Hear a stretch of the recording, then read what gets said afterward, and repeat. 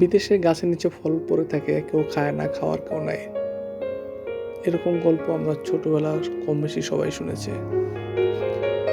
আমার মামারা থাকতো ইতালি, সো মামাদের মুখে এরকম গল্প অনেক শুনতাম। তো বিষয়গুলো আসলে গল্পের মতোই ছিল।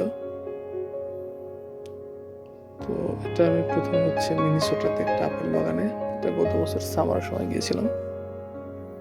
ভিডিওটা প্রায় 6 থেকে 7 মাস আগের।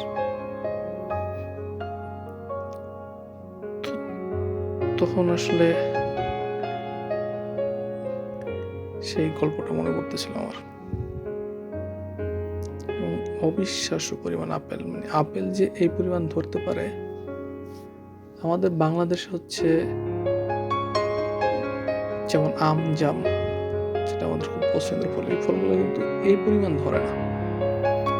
বাংলাদেশে এরকম জংলি কিছু ফল, যেসব ফল মানুষজন খায় না, জংলি, যে ছোট্ট একটা গাছ, আপেলের ভারে গাছ ভেঙে গেছে, এত আপেল ধরে।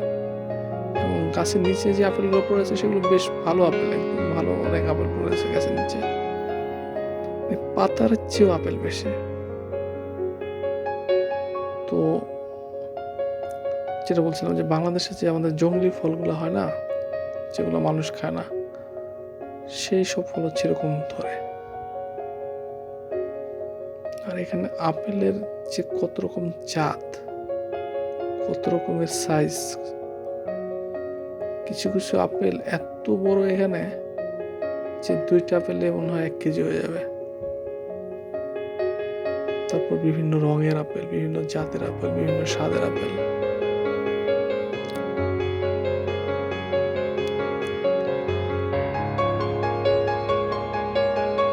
কি আল্লাহ এদের দিছে, এরা খায় না। অথচ আমাদের বাংলাদেশ বা পৃথিবীতে অনেক দেশে আছে যেখানে খাবারের কি সংকট।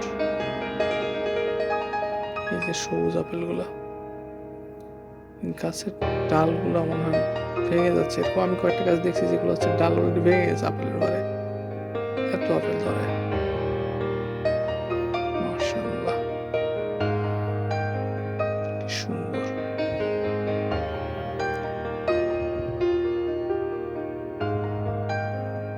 এটা হয়তো আমি নিজের চোখে না দেখলে আমি হয়তো মনে করতাম এটা এআই দিয়ে তৈরি, যে বাস্তবে এটা আসলে সম্ভব না।